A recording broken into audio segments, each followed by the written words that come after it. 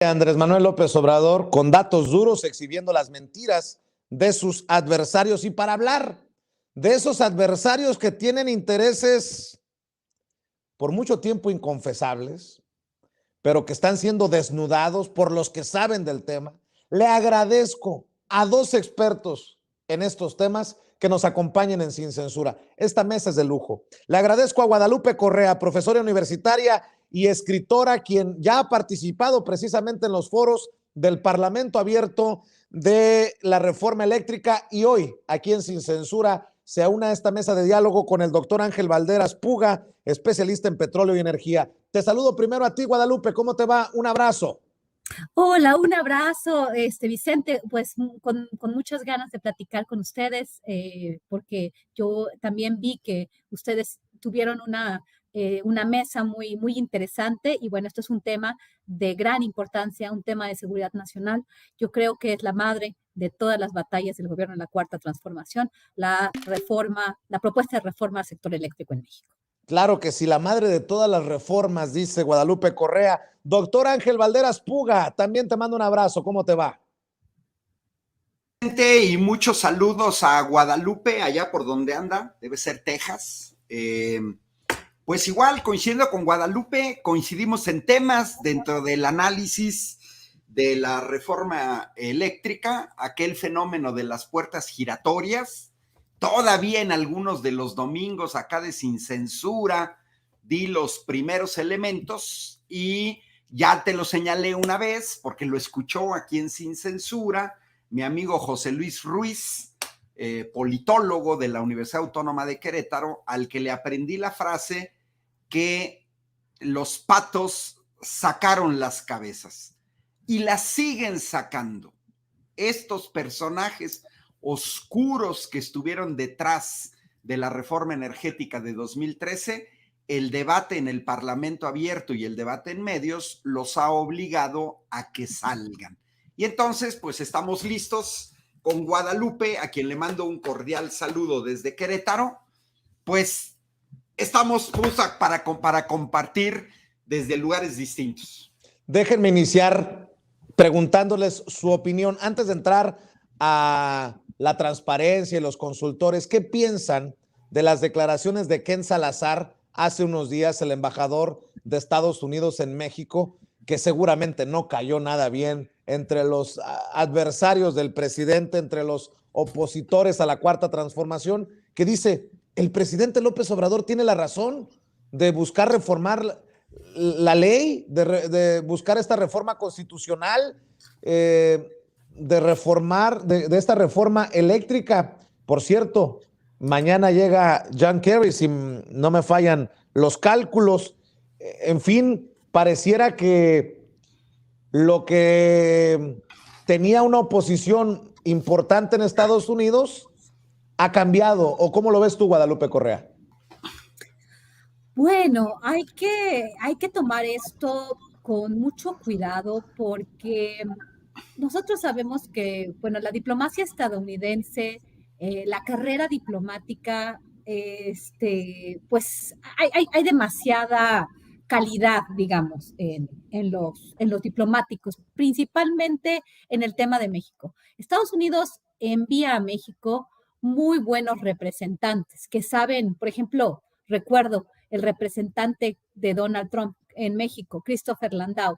Él tenía una manera de llegar a la gente, de hacer su diplomacia, comiendo tacos, comiendo de todo tipo de cuestiones mexicanas y celebrando, ¿no? lo que es México.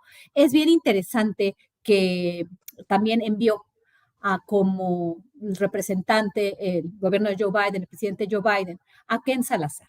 Ken Salazar es un personaje muy interesante. Yo lo he analizado y lo analicé desde que vino a México y me llamó mucho la atención su trayectoria, ¿no? Un abogado que fue senador por Colorado, más tarde fue ministro del Interior. Lo que sucede con los secretarios del Interior, perdón, en los Estados Unidos es que ellos ven las cuestiones energéticas y los vínculos con las comunidades indígenas. Es bien interesante cómo la cuestión ambiental, la cuestión energética y la cuestión indígena, hoy por hoy, son temas bien importantes. El señor, después de ser de 2009 a 2013, el secretario del Interior empieza a hacer una labor de consultor, pero registrado formalmente como un lobista de empresas dedicadas a a producir energías renovables. Es muy interesante, es un lobista. Y probablemente podríamos decir que es un lobista en jefe de los intereses de su país y principalmente de las empresas de energía renovable que están esperando a que se les subsidie bajo el esquema del Build Back Better. Realmente Estados Unidos le está apostando de una forma fundamental. Ahorita todavía no ha pasado este marco de reconstruir mejor, Build Back Better, que se trata de reconstruir toda la economía estadounidense a partir de una transformación de la matriz energética para energías renovables. De alguna forma, algunos expertos analizan esta transformación de la matriz energética como un intento de generar crecimiento y desarrollo y transformación de una economía muy dañada desde el año 2008 a través de políticas, digamos, neo-keynesianas. Y así se considera. Entonces, este programa va a representar también una ganancia muy importante para estas empresas que se dedican a la producción de energía eólica y energía solar principalmente, y se van a subsidiar masivamente por parte del Estado estadounidense, que puede hacerlo porque él puede meter la maquinita porque tiene el dólar como moneda, como moneda nacional, y de esa moneda dependen muchas partes del mundo, cada vez menos por el surgimiento de Bitcoin y otras criptomonedas, ¿no? Pero bueno, finalmente, él viene a representar los intereses de sus empresas, que al final son las entidades que dirigen los esfuerzos del gobierno de ese país. Se puede decir que Ken Salazar es el lobista en jefe de las compañías de energía renovables que ahorita están en el centro, y además de que estas compañías o muchas de estas compañías, inclusive compañías que no son estadounidenses como Iberdrola, tienen entre sus principales dueños los grandes fondos de inversión como Vanguard Group, como BlackRock, que son realmente los que toman decisiones. No sabemos bien cómo se conforman estos fondos, pero tenemos una idea de que son los hombres más ricos del mundo, que tienen las empresas más importantes del mundo. Entonces, a eso viene Ken Salazar, y de alguna forma la diplomacia estadounidense sabe jugar de un lado y del otro. Así jugó Ken Salazar. Además de todo, si no mal recuerdo, ese día existe y se da en la mañanera la discusión, no me acuerdo si fue ese día, pero ya estaba en la mesa la discusión sobre Bacanora, sobre la llegada de los chinos al negocio de litio. Entonces, de alguna forma, Ken Salazar no es que lo hayamos convencido en los foros de Parlamento Abierto, sino puede ser que él esté jugando un juego bien interesante. Por un lado, dándoles por su lado a los cabilderos, a los que están en contra de la reforma, y por otro lado, al gobierno de México. Pero el gobierno de Estados Unidos, y particularmente este año, porque hay elecciones intermedias, creo que le conviene tener una relación mucho más cercana y de colaboración, y al final llevar a México, y por eso es muy importante la visita de Ken Salazar, porque Ken Salazar es el enviado especial del presidente Joe Biden para las cuestiones climáticas. Viene a México John para Kerry. decirnos, claro, viene a México para decirnos, bueno, yo les apruebo, pero ustedes monopolizan y todos vamos hacia esta transformación en Norteamérica y vamos hacia las energías renovables que al final les van a beneficiar a ellos, y no sé si nos van a generar más dependencia, no lo sé, pero bueno, hay que tener cuidado. Simplemente estoy diciendo eso y me estoy posicionando en un momento en el cual estoy observando lo que está sucediendo, considerando los actores, ¿no? Qué interesante que nos analice, nos desmenuce así a Ken Salazar, el embajador de Estados Unidos en México, Guadalupe, doctor, porque entonces, pues no es una volada, una idea, un desfiguro, como lo quisieron hacer ver muchos medios y analistas, lo que dijo Ken Salazar, y luego dicen que viene John Kerry a corregirle la plana por lo que dijo sobre la reforma eléctrica. No es un improvisado, pues. No, mira, a ver, hay que tomar en cuenta que los Estados Unidos, y más los Estados Unidos, no solo los Estados Unidos, cada país ve por sus intereses. Esto lo tenemos que tener bien claro. Por otro lado, hay que recordar que Joe Biden, en su toma de posesión, lo primero que hace es emitir 10 decretos para modificar políticas heredadas por Donald Trump. Yo veo la actitud de Ken Salazar un poco como la realpolitik. Se vería mal que tengas a un presidente como Biden que llega con una legitimidad bastante cuestionada.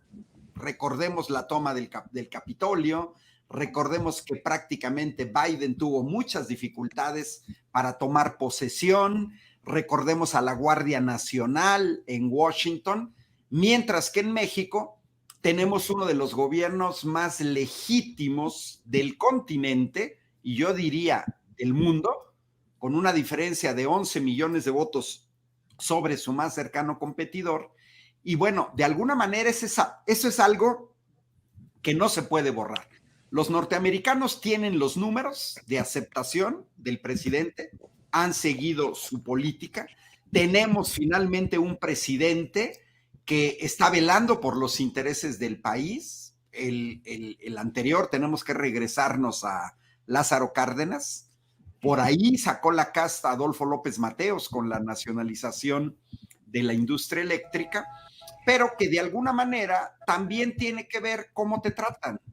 Es evidente que un Enrique Peña Nieto, un Felipe Calderón, un Vicente Fox, un Zedillo, salvo Fox, los demás han llegado con una legitimidad bastante cuestionada. Salinas de Gortari con fraude, Zedillo después del asesinato de Colosio, Felipe Calderón con el fraude más documentado de la historia, y Enrique Peña Nieto con otro fraude y las tarjetas Monex. Entonces yo creo que la posición de Ken Salazar el mundo no es blanco y negro, y menos con los datos que nos ha proporcionado Guadalupe, que yo no sabía que sea cabildero de estas empresas del llamado sector verde, pero en ese sentido los norteamericanos la tienen muy, muy difícil en términos de números ante su propia opinión pública, porque pues yo quiero recordarle al público de Sin Censura que en la COP26 en Glasgow, pues los norteamericanos se negaron a reducir el consumo de carbón, igual que lo hizo India, igual que lo hizo Australia, igual que lo hizo China. El mercado automotriz norteamericano, chino, se negaron a firmar el acuerdo que para 2040 iba a haber solamente automóviles eléctricos. No la veo. Ahorita Guadalupe tocó la cuestión de la matriz energética. La matriz energética norteamericana, pues no la veo. A ver, sí vamos hacia una economía verde, sí. Pero es en el corto plazo. No es en el corto plazo. No es en el corto plazo. Todavía hay muchos problemas técnicos que se tienen que resolver, y mientras no se resuelvan, todavía vamos a ver un largo periodo, por ejemplo, del gas natural como energético básico para la generación de electricidad. Todavía vamos a ver el uso de hidrocarburos, se va a reducir quizás en el caso del transporte de vehículos automotores, pero eso no implica que la industria petroquímica esté por fenecer, porque todos los demás productos derivados del petróleo se van a seguir utilizando, se va a seguir demandando, los va a demandar la industria incluso de automóviles eléctricos. Y bueno, yo quiero cerrar que también los intereses en juego nos lo dan, pues, ¿quién está invirtiendo en este tipo de energías? Y voy a hacer un intento de compartir pantalla, porque si me dan chance de compartir pantalla, ya ven que a mí me gusta presentar datos esenciales. Miren, aquí está quienes están invirtiendo en las energías renovables, pero hay que señalar que son fundamentalmente solar y eólica. Y ahí vemos a estas nuevas corporaciones como Google, como Amazon, pero vean en tercer lugar el Departamento de Defensa de los Estados Unidos, Microsoft, Facebook, Walmart, Dow Chemical, ¿no? X, Entonces, hay IKEA de muebles, Kaiser Permanent, etcétera. Entonces, ¿qué es lo que sucede?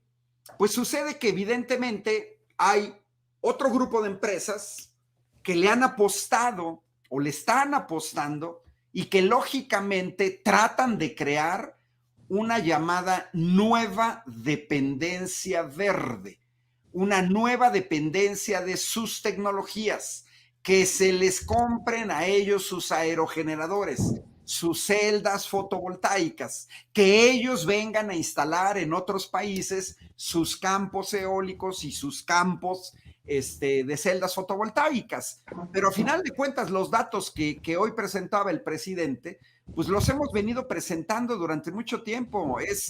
México genera 1.3% de las emisiones de dióxido de carbono. Que no nos echen la culpa del calentamiento global, porque México no ha sido culpable. Son claramente el Reino Unido y los Estados Unidos los principales contaminadores del mundo, los principales responsables del cambio climático global, y mientras ellos no den medidas fuertes, serias de reducción, es verdaderamente ridículo que pongan su atención en el 1.3 cuando estos tres países, China, Estados Unidos y la India, generan más del 50% de las emisiones de dióxido de carbono. Ese problema del cambio climático global no se va a resolver en México. Es imposible, porque nosotros no somos los que estamos provocando los gases de efecto invernadero. Por esto que están mencionando, Guadalupe Correa, doctor,